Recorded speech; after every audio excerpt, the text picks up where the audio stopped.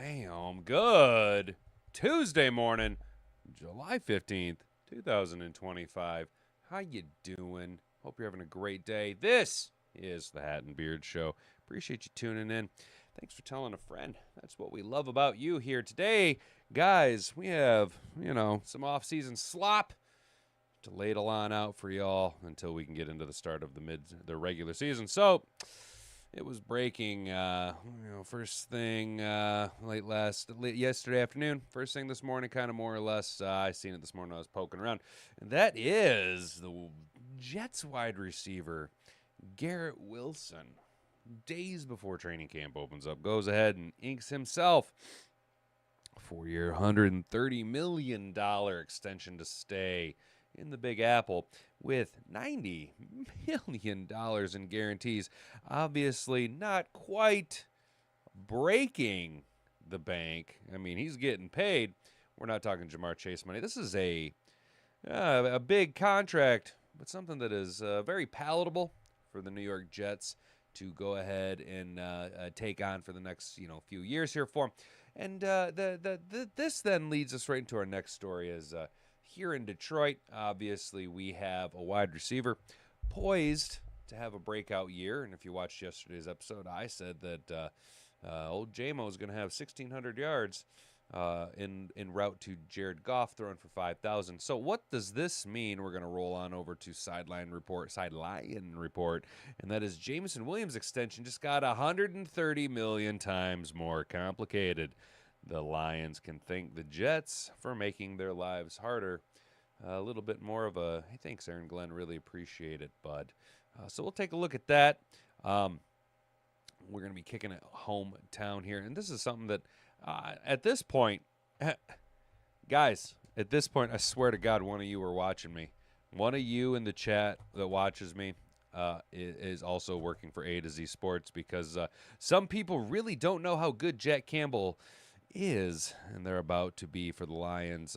But some high places do. So this is an article talking about the upcoming breakout year for my guy, Action Jack Campbell. You guys know here around the Hat and Beard Show, I've been calling for him to be the next Brian Urlacher of the NFC North. And, I'm just saying, until proof is in the pudding and until proven otherwise, I remain correct on this issue. And then we will be talking about a story that our very own Brent DeWitt pointed out to me. So props, Brent DeWitt. Shout out to you. Borderline beat writer at this point.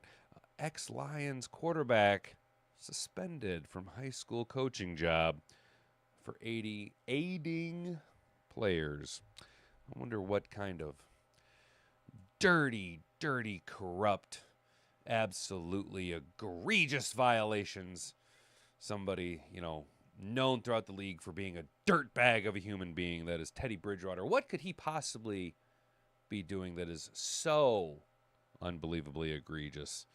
We'll take a look at that. You guys know me. I like stories involving a high degree of nonsense. So we will be taking a look at that, and pretty sure you guys know where I'm going to be standing on that one. That coming to us from M Live.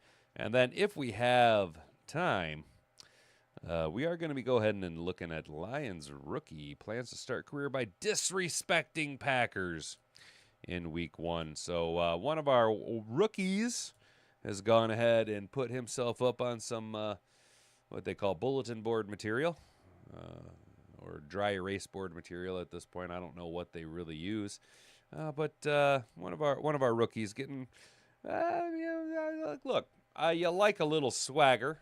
You like a little pizzazz, a little confidence about you, especially at these diva positions. But my guy, the room that you're in, you are a very, very small fish in a very, very large pond. So we'll poke around and see what rookie wide receivers may be getting a little too big for his britches.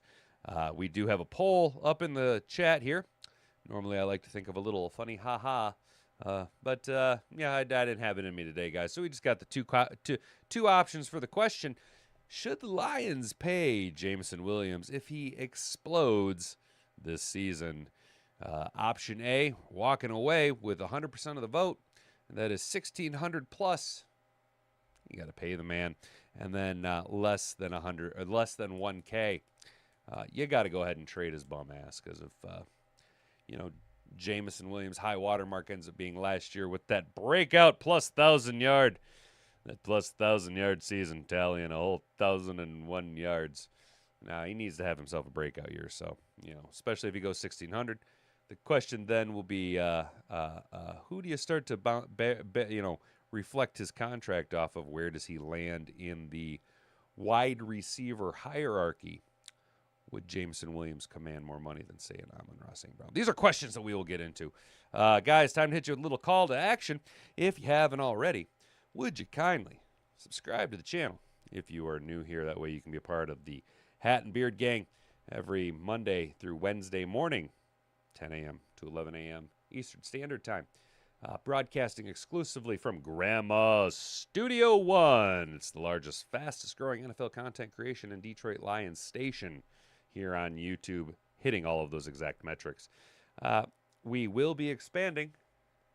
Those of you that have been very, very patient, we will be expanding to 5 days a week. Come the week of July 28th. That is the first week that the Lions will be playing in a preseason game that Thursday, July 31st. So we will be going 5 days a week. That way we can hit that Thursday with we'll be sampling a little preview actions. Maybe see what it feels like to preview a game. We can take it in little baby bites and easily digest it as it goes along. And then Friday we can maybe have a little casual conversation and a little recap action as to what the Lions could be needing to do, what we noticed in preseason. Obviously, it's going to be preseason week 1. Training camp will have only been a few days underway. Don't expect a whole heck of a lot. It is the Hall of Fame game, and it's not very exciting. But for those of us that have been on this off-season long just slog, it's finally good to see some football underway. While you're rooting around in the bathtub underneath the video, go ahead and assault that like button. Hit her with the two-piece and a biscuit on your way down to the most important button that you can do, and that is to go ahead and share this video around with all your friends. Now, what you can do in this highly cultivated and well-manicured social media presence existence that we're all in, maybe you don't want your sweet, sweet Nana to know that you watch the Hat and Beard Show. Sidebar, asterisk, if your Nana looks like Mary Berry from the Great British Baking Championship, whatever it is, Mary Berry, just go ahead and send her my way. Mary Berry, she is a stone-cold fox. But what you can do if you don't want everybody to know that you watch the Hat and Beard Show, I understand, I don't want to be affiliated with myself, is you can go ahead and just copy that link. Just copy the link, copy to clipboard. You can do that 3, 4, 5 times. It counts as a share every single time. So that is the best way to get this out there. We are growing exponentially. I think that's the correct usage of that maths word. I'm not very familiar with the gazintas and figuring, Yeah, we've been climbing right away, dude, so I appreciate everybody tuning in, showing out. It's pretty awesome. Good morning, everybody. We got everybody hanging out in the chat right now. Sam Armstrong, Brent DeWitt, morning, fellas. Jeanette Hall, good morning. I think Jamo can get 1,600 yards if he keeps his head on straight. And Jeanette Hall nailing it with that stance right there. That's exactly it. What is going on between the ears of Jameson Williams is what's going to dictate what happens on the field for Jameson Williams. MCTC doesn't like this, guys, but giving opponents any bulletin board material, he might get an earful. And I think he's going to get a big old earful from the pearly whites of Dan Campbell. So, boys and girls, ladies and gentlemen, cats and dogs, birds and fishes, can we just get into the show? Thank you. It'd be a lot cooler if you did.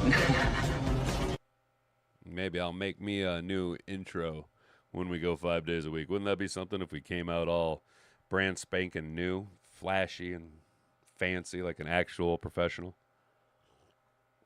All right, now that we hit our oil can, let's get into this coming to us from ESPN.com. Rich Simonini, whatever his name is. Sources, Jets wide receiver Garrett Wilson lands a 4-year, $130 million extension. And I'm over here trying to negotiate a $3 an hour raise. And they're going to shoot me down. New York Jets wide receiver Garrett Wilson, whose future with the team appeared murky at the end of last season, has reached agreement on a 4-year, $130 million contract extension that makes him one of the highest paid wide receivers in the NFL. Sources told Ol' Adam, the Chefmeister, from ESPN on Monday. The deal includes $90 million in guarantees, the fourth most in the wide receivers contract, the sources told Schefter. It marks the first time in NFL history that a receiver has agreed to an average of over $31 million a year after playing only 3 seasons. It's pretty impressive. The $32.5 million average in this new deal is 5th highest among NFL wide receivers. Wilson, drafted 10th overall in 2022, had 2 years remaining on his rookie contract, including his 5th-year option in 26, which would be $16.8 million in guaranteed money. And this is quite a draft class, if you guys recall, for wide receivers. There was a lot of wide receivers taken in the first round, and Garrett Wilson has been insanely productive, considering how bad the Jets really have been. The ups and downs that they've been through, both on the field and with their coaching staff. And Garrett Wilson continues to produce, and now he's getting rewarded for it. For the Jets, the contract is significant on multiple levels. Most importantly, it locks up a premier player through the 2030 season. The organization also is trying to negotiate an extension for cornerback Sauce Gardner, drafted 4th overall in 2022. Now, just so that we are clear, guys, I don't know the exact details of this contract, but I think it's I'll have to find a link for it. Maybe we'll watch it later next week. But there is a video. I cannot remember the guy's name right now. I want to say it's Brett Coleman, but I'm not 100%. He did a very good breakdown of modern day NFL contracts and how they're really working out. And you see these big, gigantic deals, and a lot of them are guaranteed with incentive bases. And what they're doing is you're seeing these long-term, big 6-year contracts, but in this case, it's a 4-year contract. But like, say, Jalen Hurts' contract, this big, long contract, where they spread out all of this guaranteed money, right? But it's all dead money at the end of the contract. It has something to do with how they front load everything with the actual salary cap money, but then the rest of the deal is all incentive based and performance based, which allows them more flexibility in those dead years, more or less. We'll just call them dead years because think of the contract as, instead of a linear line, it's a big table, right? So instead of just going year to year, A to B to C to D, they're able to use a third dimension and allow it to spread all the way out across this wide spread. So instead of a big block, it's now a thin layer of like a cool gelée layer on a nice cake. You know what I'm saying? I don't know if that makes much sense. We'll try and get into that next week. How's that? This is the first time under the NFL's current financial system, which went into effect in 2011, that the Jets have extended a former first-round pick in his first year of eligibility after 3 seasons. The previous one that got extended was defensive tackle Quinnen Williams, who had to wait until his 4th year. The Jets' new regime, headed by Coach Aaron Glenn and GM Darren Mowgli. There we go. It was good old Darren Mowgli. There's no L, but we're going to call him Darren Mowgli. Mowgli. Started from the oust that its goal was to keep the top young players. I wonder where he learned to do that, something that past regimes have failed to do, and regimes that Aaron Glenn is coming from, most notably the success you've seen in Detroit over the past 4 years, and realizing that young talent is where it is at. You got to strike while the elite talent is hot. Quote, I'm hopeful I'm a Jet for life, and that we get this thing rolling, and that all of our best days are ahead of us, Wilson said in May. Wilson posted career highs in receptions, 101, receiving yards, 1,104, and touchdowns, 7, but his in-game body language, combined with cryptic comments about his future, created the perception he was disgruntled.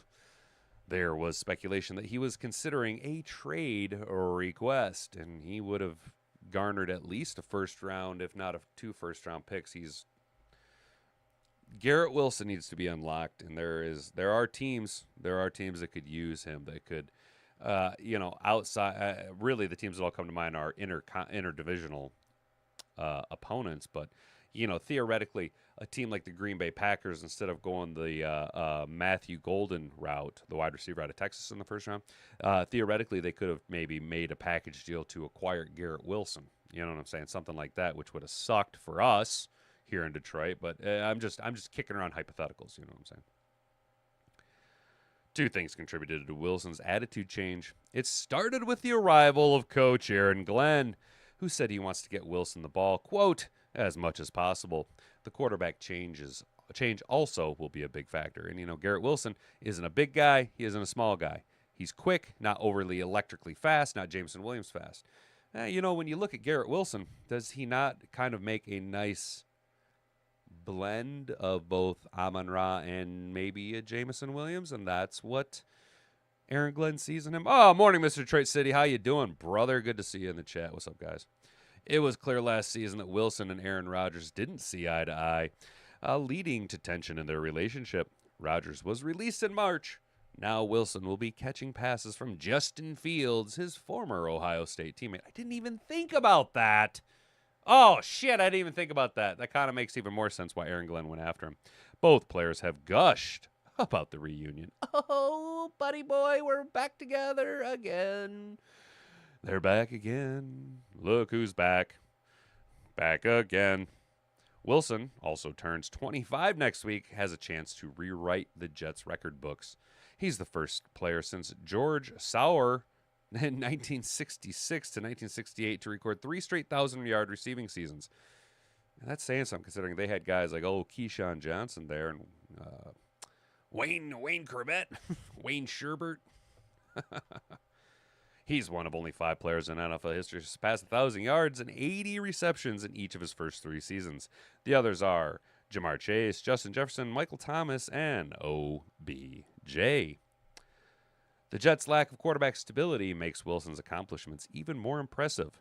Since entering the league, he's caught passes from 7 different quarterbacks: Aaron Rodgers, Zach Wilson, Joe Flacco, Mike White, Trevor Siemian, Tim Boyle, and Chris Svetvedeler. Hell yeah. Now, I'm just going to say this real quick. On the surface, doesn't this kind of give off Calvin Johnson vibes? Obviously, they're not the same player. Isn't this giving Calvin Johnson? All these quarterbacks still producing, a terrible organization, moving through coaches, elite level talent getting extended on big, huge contracts, record-setting production as far as the franchise is concerned, joining elite competition. One of only 5 players to have 1,000 receiving yards and 80 receptions within his first 3 years. And look at where he lands. Jamar Chase, arguably, deservedly, $40 million a year. Justin Jefferson right behind him with 35. CeeDee Lamb, 34. CeeDee Lamb. Not sold on CeeDee Lamb. Don't like him. DK Metcalf, 33 million.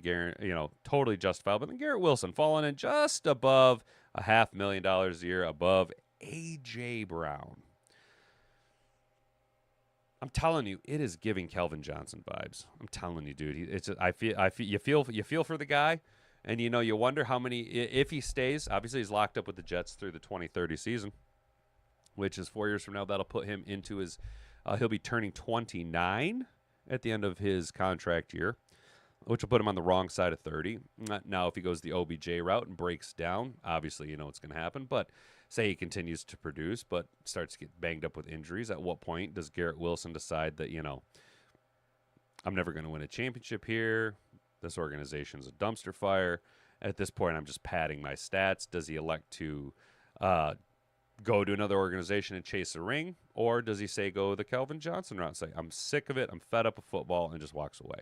I don't know. Down in the chat, though, right off the rip, Fields sucks. I agree with you, Sam Armstrong. All right, so Jets are going to suck. Boy, Sam, you really don't like the Jets. AG liked Justin Fields because he couldn't stop him, and now he had. Sam, my guy, brother, that's exactly what I was saying about Justin Fields. The reason that Aaron Glenn went after Justin Fields is he couldn't stop him. So he's like, instead of having to ever scheme against him, why not just have him play for me? Why not? You know what I'm saying?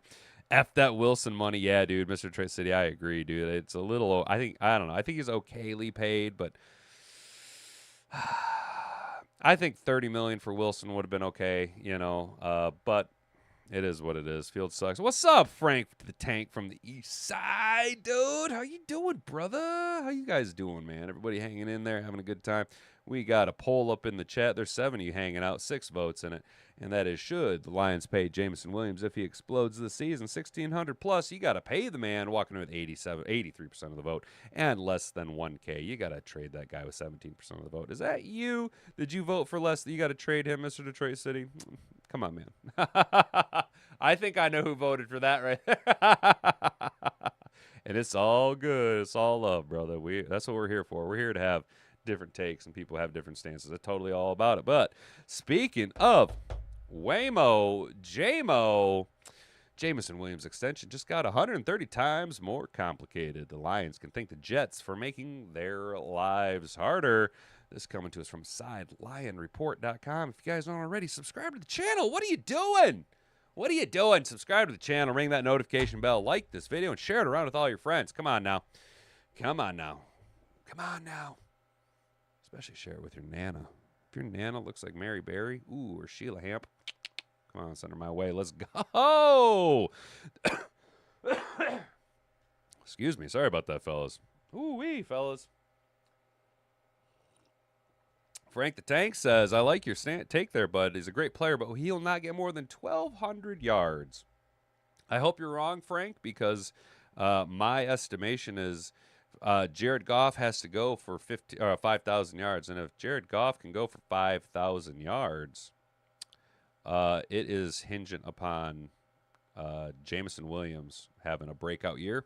And I need Jameson Williams to go for 1,600 yards, and I'm not at 1,400 yards. That's 3,000 of 5,000 called for Jared Goff yards. The other 2,000 you can divvy up between, Fireball Tim Patrick, a big chunk go to Sam Laporta, Jahmyr Gibbs, and possibly Isaac Tesla. This is St. Brown's team. I do agree with you, and I'm not saying that if Jameson Williams goes for 1,600-yard season this year, that he becomes the de facto number one. Amon-Ra St. Brown is the focal point of the offense and the number one receiving threat the teams are going to have to scheme against. He will always draw the attention of the number one defensive back on a team. That allows Jameson Williams to have a potential for a massive season. Anything short of 1,400 yards receiving, 1,400 yards of total production from Jameson Williams. How's that? Anything short of 1,400 production yards and 10 touchdowns out of Jameson Williams this year is a bust. That's my take. Jameson Williams. If we're going to keep Jamo and keep playing this Jameson Williams game, I need Waymo Jamo to be him this year. He's got to be a top 5 wide receiver statistically. Jameson Williams is going to be that guy. If he wants to get paid. If not, if he's, 1,200 receiving yards and 9 touchdowns, to quote our good friend Mr. Detroit City, bye, Felicia. 150%, dude. Strike while that iron's hot, get some picks for him, and let Brad Holmes just put his big old chef hat on, boop, and start cooking in the draft again, baby, because we got guys. We got guys on the team that are hungry. We got guys on the team that are hungry already, and there's plenty of talent in the draft. The Detroit Lions picked up Jamo's 5th-year option earlier this offseason, locking in a $15.5 million price tag for 2026. That was the easy part. The hard part, the one Detroit might not want to solve, is figuring out what it will cost to keep him beyond that. And the answer, thanks to Garrett Wilson, just got a whole lot worse. Per ESPN, we already talked about Wilson's $130 million deal, $32.5 million per season. Williams is coming off a, quote, breakout season. I really wish they'd put that in quotation marks. I really wish they'd put that breakout season in quotation marks. I'm in today's NFL, I'm not overly impressed with your 1,000 yards receiving. I'm just not. Led the league in yards per catch among qualified wideouts and is now hitting a stride. His number was already climbing. Now it might break the scale. GM Brad Holmes has been pretty honest about the situation. At the NFL League meeting, he acknowledged a Williams extension was on the radar, but far from a sure thing. Quote, in terms of extensions, again, there's a lot of extensions, but that are hopefully coming. But it's just one that you don't know what's going to happen from a financial standpoint, Holmes said, because a wide receiver is very expensive. Look, these are good problems to have. I agree with him. And I don't know if you guys know this, but I routinely, I get where Brad Holmes is coming from because I'm routinely confused for Brad Holmes. People confuse us. They mistake us for each other all the time. And I know that this might come as a bit of a shock to you guys. There is one massive difference, though, between me and Brad Holmes. I don't know if you guys can tell. I have more hair than he does. I'm not bald. He is very bald. It's a big glaring difference. So those of you who continue to confuse us, though, when I'm getting a monster at the corner store, stop asking me if I'm Brad Holmes and what we're going to do. Come on now. I have significantly more hair than he does. Jameson Williams is in for a massive pay raise thanks to Garrett Wilson. Sport Tack pegged Williams. I should finish that whole sentence. Sport Tack pegged Williams' value around 3 years and $59 million. That might have worked before Wilson's deal, but it won't now. For context, Wilson has posted 3 straight 1,000-yard seasons, but hasn't contributed to a single winning team. Williams just hit 1,000 yards for the first time, but he did it at a wide receiver too in one of the league's most explosive offense. Sorry, I got burped too much. Williams has hit 1,000 yards for the first time, but he did it as a wide receiver too in one of the league's most explosive offenses. Production is close. Situation isn't. Yeah, that's exactly it. The production is similar 1 year, but the situation is not. Garrett Wilson is the dog, the guy, the man in gangrene. And Jameson Williams, I've said it, and I'm going to continue to say it. Jameson Williams is purely a luxury. Maybe in John Morton's offense, he becomes the de facto number 2 target, but Amon-Ra will always be your number 1 target. And until proven otherwise, when healthy, I realize last season was a bit of a down year-ish, statistically, compared to his record-setting rookie year that was then broken by the kid there in Vegas. But Sam Laporta is still your number 2 wide receiving option. He is an elite-level tight end, a rock-solid tight end that you can build off of for 5, 6, 8, maybe even 10 years. You know what I'm saying? The Lions already paid Amon-Ra St. Brown. They still have massive deals to make with Aiden Hutchinson, Brian Branch, Sam Laporta, and Jahmyr Gibbs. Another big money wide receiver contract would force the front office to make hard decisions elsewhere. Williams earned more trust last season and cleaned up his route tree, but the baggage hasn't fully gone away. Between the suspensions, a police incident, and multiple fines, there's still some risk baked into any long-term deal. But the real issue is value. If he builds on 2024, that $25 to $30 million range isn't far-fetched. At that point, waiting becomes costly. There are scenarios where the Lions play out the deal and reassess. There are also scenarios, think trade, me and Mr. Detroit City, that suggest a long-term extension might never be the plan.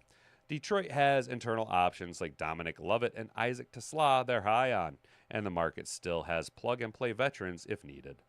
There are ways to replace Williams' role. Replacing his cost is another story. This doesn't have to end in a trade. It doesn't have to end with a standoff, but unless something happens soon, it's trending towards one or the other, with his price tag surging thanks to Wilson. If he can produce, he's going to want money. And if you want to pay him, you're going to have to trim something elsewhere. And the names keep getting zeroed in closer and closer, fewer and fewer. Hutch is going to be number 1 priority in re-signing. Aiden Hutchinson is one of the top 3 most valuable members of the team and organization. So Aiden Hutchinson is your top priority in extending. Followed very closely behind by Jahmyr Gibbs, then Sam Laporta, then Brian Branch. Brian Branch, I think, is the easiest one of the 3 that will decide to leave to go elsewhere, simply because I feel maybe it'll be ego-driven and he will want to emerge from the shadow that is the Hall of Fame career of Kirby Joseph. Sam Laporta probably will be more of a team-friendly, contract extendable guy, and tight ends don't necessarily command all that much money comparative to wide receivers, defensive ends, God forbid, quarterbacks. Which brings it down to really two guys, and who do you want to allocate resources to? Which Alabama product, which flashy wide receiver, or flashy offensive weapon from Alabama do you want to build off of? Do you need to pay? I think that is a very simple answer when it comes down to, are you going to pay Jamo or are you going to pay Jahmyr Gibbs? I think we all know the answer there. It's Jahmyr Gibbs 100 times over. So the longer Jamo kind of Philly farts around and the more wide receivers we see sign extensions, the higher the price tag goes up. Higher the price tag goes up. Once Amon-Ra's contract's up, higher the price tag goes up. Higher the price tag goes up. The price tag is always going up. And, honestly, I'm all about that trade, man. I'm all about the trade. Let's walk on over to the chat, see how you guys are doing down there. You guys are going crazy down there. Slot receiver, tight end, running backs always open. Heck yeah. That's Hopium is running high. Yes, dude. Brent, I am very high on some. I am huffing that Hopium like a big dick, dude. Hate to say it. Scott Williams will probably only play 10 games this year. Fair enough. Get away. Yeah, I agree, Mr. Detroit City. Yeah, I agree, dude. Hope you're wrong, Frank. We just need Jamo's deep threat for every game. And that's the one thing, Brent, that I am always a sucker to do is that when I'm making my prop bets, if Jameson Williams over-under is at 50 to 51 yards, I'm always taking the over because he can bust it on one catch. Huge year for Jamo, another fantasy must-get. Sam, you're just going to be the Honolulu Blue team, aren't you, dude? Going after Gibbs in the first round. Going to follow it back up with Jameson Williams in the second round. 1,600 yards receiving is my ceiling for him. If you're high on it like I am, dude, that is a legit possibility, and I completely understand where you're coming from, especially if he gets 15-plus touchdowns. Jamo should be able to spell extension before he gets one. Damn, Mr. Detroit City. Man, he's coming in with the I knew you were good for some Jamo takes, dude. I knew we'd get you in the chat with some Jamo talk. If Jamo toes the line and is available for every game, barring injury, I would pay him. If he screws up again, then no Jamo. Well, Brent, the question then becomes, what are you willing to pay him? I'm not willing to pay Jameson Williams over $30 million a year.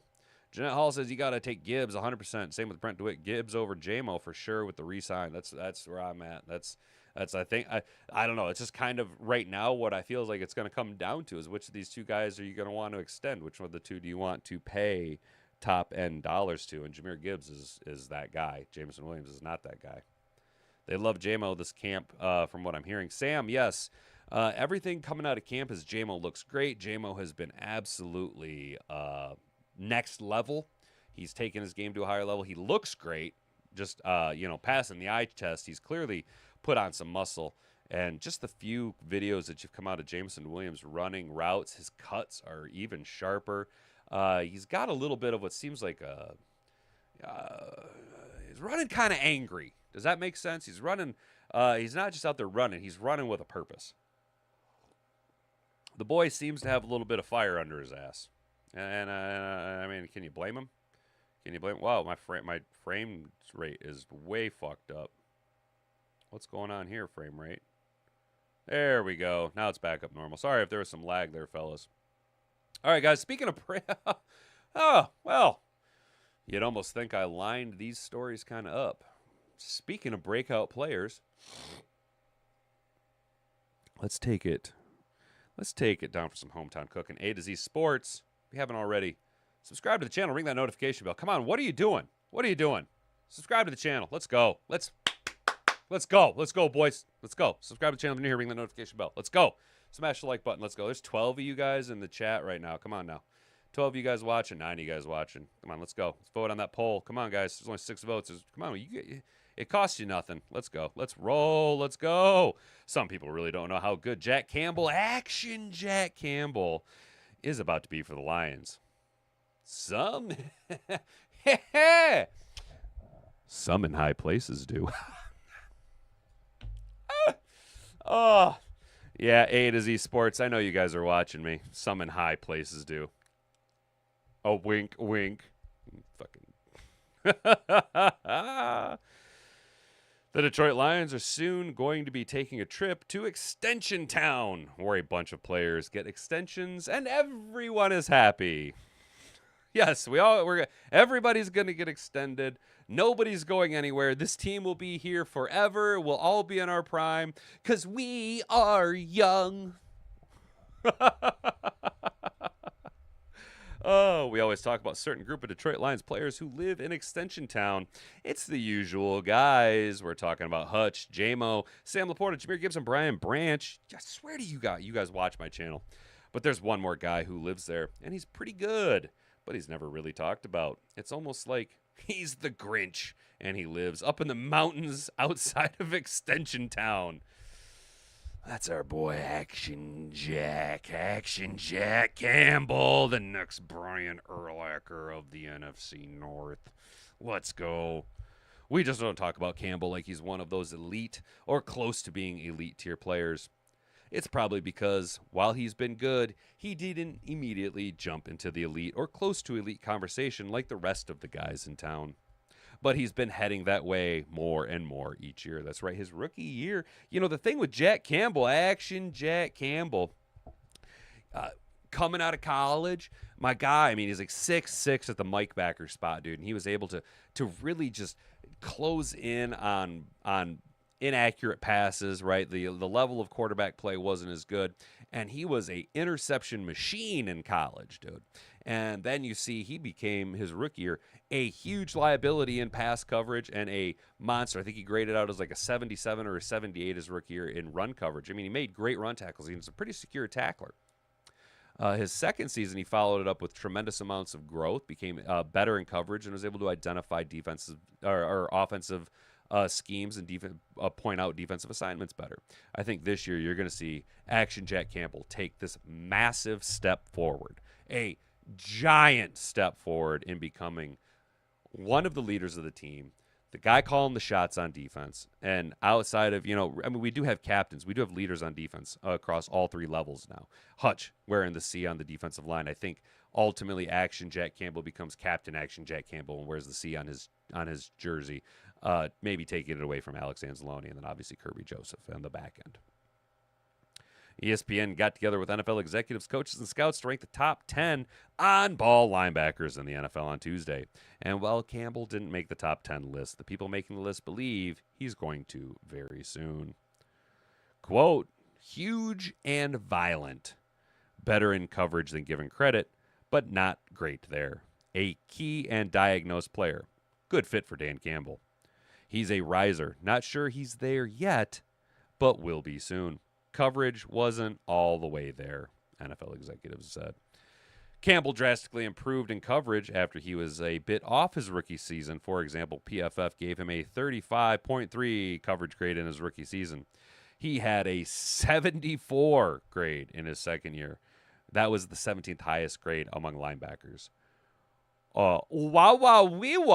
That is quite the jump, boys and girls. Wow, that is quite the jump.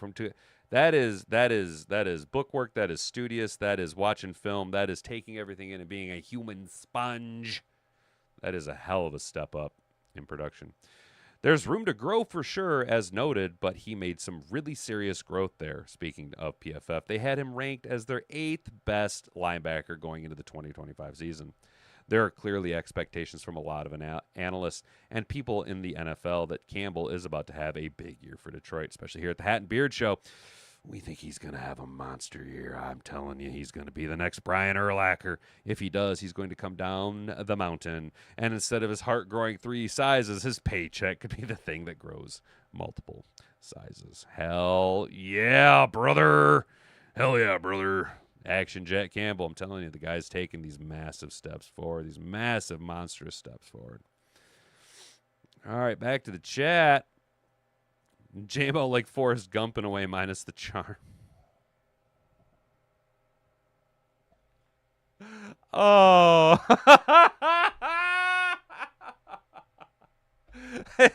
It's true, though. He's our special boy. Mama says they my magic shows. Mama said they take me anywhere. Dude, when Jamo scores from now on, I'm going to be like, Jamo's got on his magic shows. Jamo says they go take him anywhere. Jack gonna ball out this year. Hell yeah, Brent, dude. I'm right there with you. Like Jack Campbell. Isn't flashy, but gets the job done. Jeanette Hall, exactly. He's a dirty, like grinded out, real gritty dude. Real gritty dude, you know what I'm saying? If Detroit didn't draft Action Jack, he would have been snatched up quick. A ton of other teams pissed we drafted him. Brad is one step ahead of everyone. He scouts like his life depends on it. And Sam, you nailed it because we did the same thing with Jahmyr Gibbs. And there's a reason why the Rams were so good by building through the draft, and that is because Brad Holmes was the head of scouting for the LA Rams. And I'll continue to say it about wide receivers. We're gonna talk about Isaac Tesla right now. We're gonna say that Brad Holmes said that Isaac Tesla was his favorite wide receiver in the draft. Brad Holmes has nailed it with 3 borderline Hall of Fame contenders at wide receiver. Well, two mid-round wide receivers who are having borderline Hall of Fame careers. That being Amon-Ra St. Brown and Cooper Kupp. Am I saying Isaac Tesla is going to be the next Cooper Kupp? I'm not saying that yet, but what I am saying is that if Isaac Tesla even begins to show flashes of Cooper Kupp, Jamo better get worried. Jamo better get worried because Brad Holmes can draft and draft and draft. That's why he drafted Action Jack. That's why he drafted Jahmyr Gibbs. That's why nearly every single pick that he has made has been a contributing member to this team. Nearly. Not all of, but nearly. Notice I said contributing member. All right, a little bit of fuddy-duddy news, guys. We got some time. We still got 19 minutes to go. A little bit of bullshit and tomfoolery. You guys know I love nonsense, and that is ex-Lions QB suspended from his head coaching job for aiding players. How could he be aiding players? Was he paying them? Was he buying them McDoubles after practice? Was he buying them big screen TVs and getting them hookers and blow? Well, let's find out. If you haven't already, before we get into the story, subscribe to the channel. So come on. What are you doing? Why haven't you subscribed yet? Come on, there is 80 of you hanging out, 80 in the chat. So 90 of you. Jesus Christ. Why? Come on now. Subscribe to the channel. Like the button. Hit that like button. Two piece in the biscuit on your way down to that share button. Come on, let's giggity go. We're steam rolling towards 700 subscribers on our way to going 5 days a week, guys. We are so close. Former Detroit Lions quarterback Teddy Bridgewater, now head football coach at his alma mater, Miami Northwestern, is currently suspended for providing impermissible benefits to players. Oh, my God. Bridgewater, 32, confirmed the news in a now deleted social media post. His suspension is likely linked to a July 7th Facebook post in which he shared that he covered Uber rides, meals, and recovery services for his players the previous season. He also asked fans to consider donating to help cover similar expenses this year. Oh my God, what a terrible person. Quote, the suspension came from Miami Northwestern, and it's impossible to suspend someone who doesn't work for you, Bridgewater said. So if I'm suspended from Miami Northwestern, I'm free to go to another school of my choice, but I'm not going anywhere.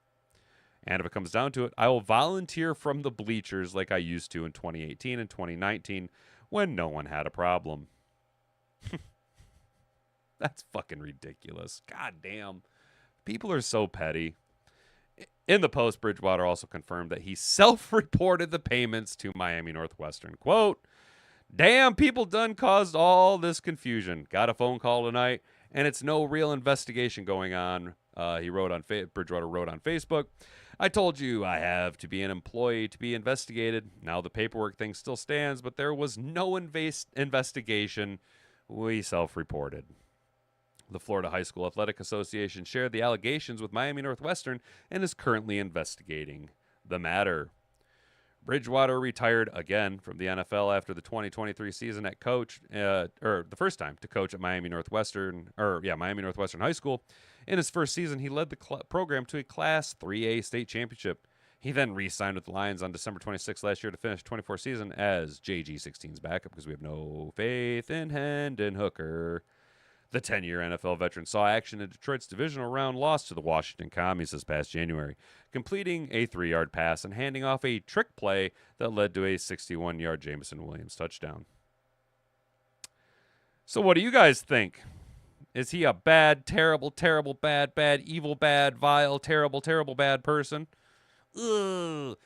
Grr, Teddy Bridgewater. Such an asshole. Such a terrible person. How dare you help out players? Ooh, yo, my coaches used to say all the time, call us if you need something. I mean, they weren't going to necessarily just give you money. And I mean, he didn't give them money. He just helped them out with Uber rides. I mean, maybe they needed a ride home safely and didn't feel comfortable calling friends or family because they knew it could jeopardize, maybe their situation. So they felt comfortable. Maybe they viewed Teddy Bridgewater as a surrogate father figure and felt comfortable calling him. He said, hey, you know what? I'm a call Uber. You know what I'm saying? That type of shit. Maybe I sent pizzas to their house. I don't fucking know, man. It's just like, you wonder why people are so shitty now. And it's because whenever people try and do something nice, they get poo-pooed on. All right, fine, fuck it. Why ever do anything nice ever again? If anything, fuck it. Last time I did something nice, you poo-pooed me. That sucks for Teddy Bridgewater, dude. He's just trying to be a nice guy and do the right thing, dude. Massively unfortunate. Massively unfortunate. Hopefully that gets cleared up because that's just bullshit. That's just bullshit. And like you said, he's not an employee, so he can't be suspended.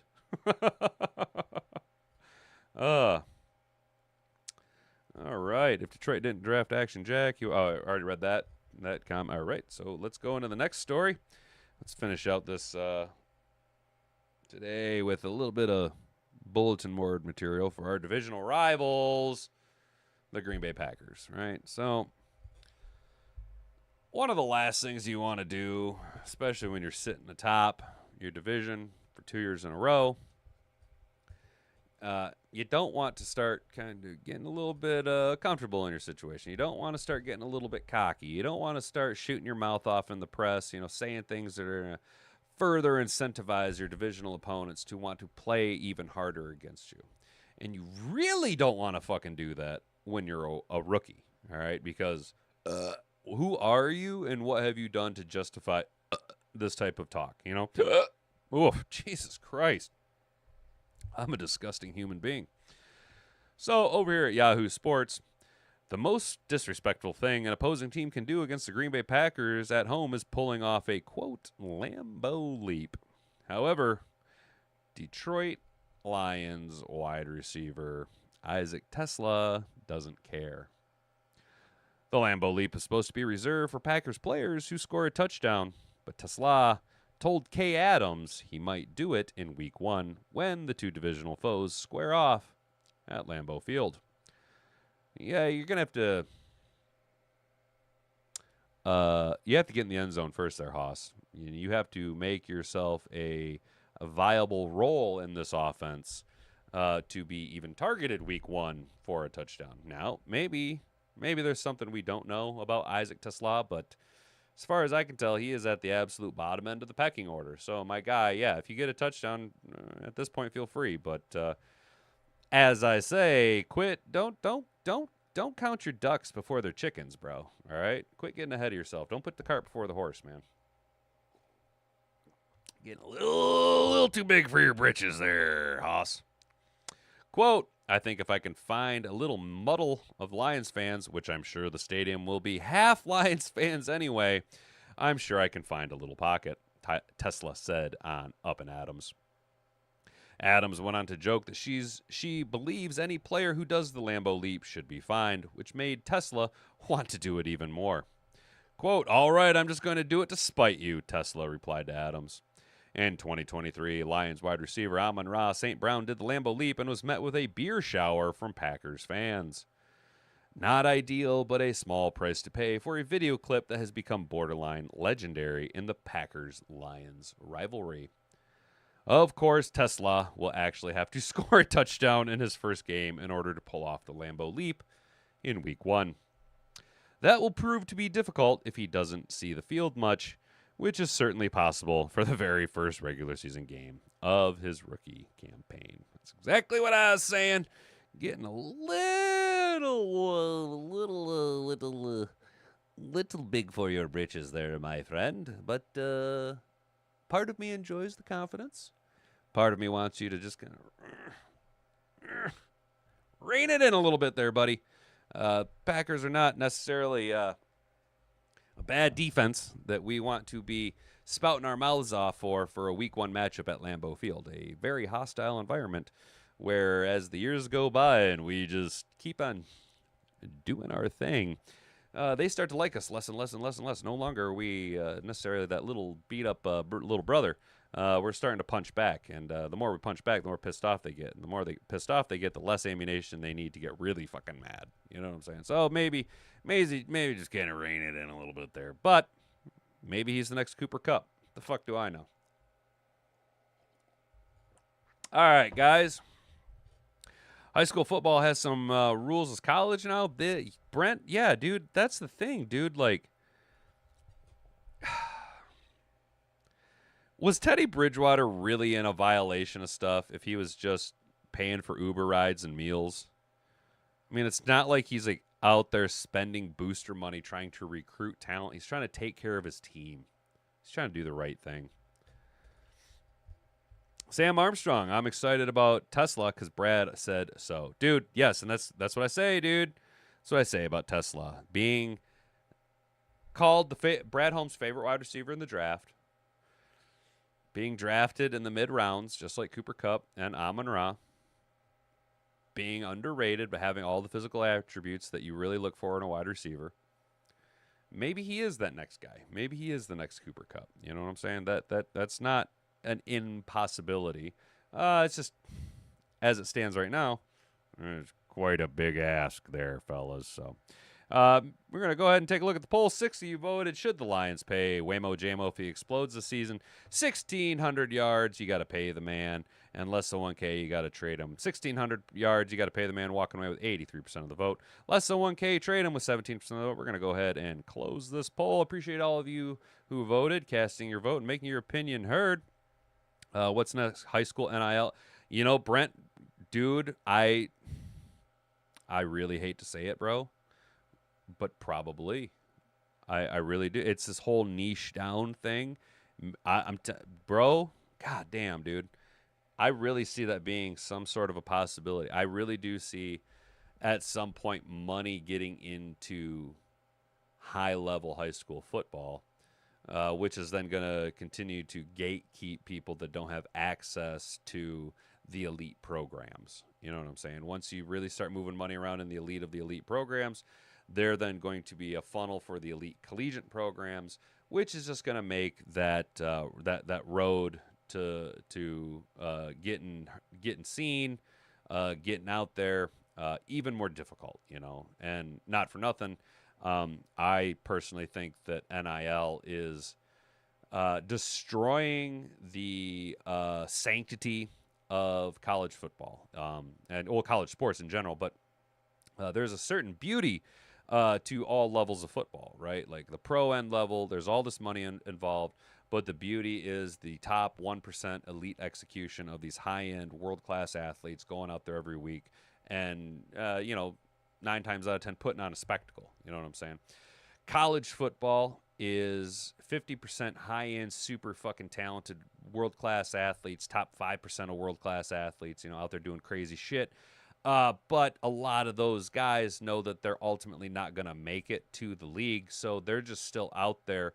One, they're using their God-given athletic abilities to get an education to theoretically. Now, I believe that college educations have become grossly oversaturated, and a lot of these guys are getting bullshit degrees. Let's be honest. You don't see a lot of communication majors, running for president.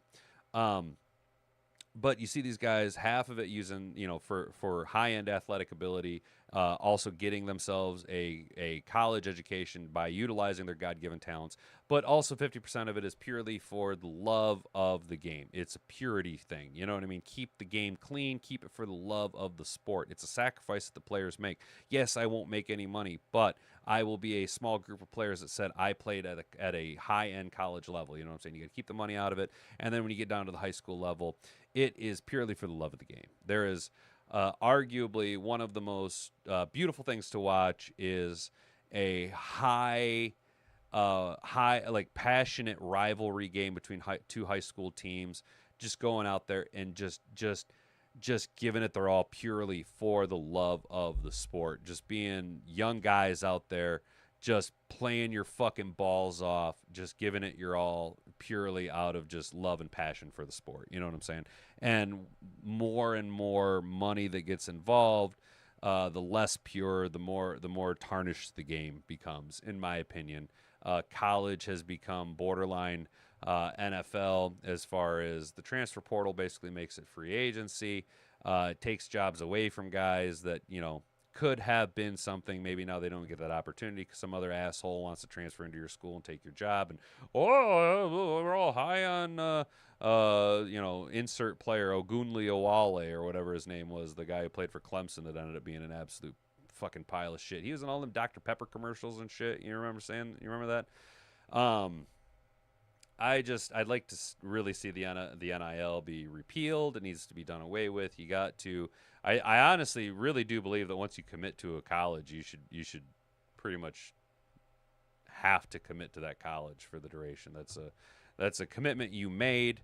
Maybe if you want to get a little militant about it, once you sign on the dotted line, you've signed a contract, with that school, and you have to uphold your end of the contract. If not, maybe we take it a step farther and you take the money out of sport, right? But then you also, if you sign a contract and commit to a school and then you want to go to another school and play, you then need to figure out how to refund that university for your scholarship years.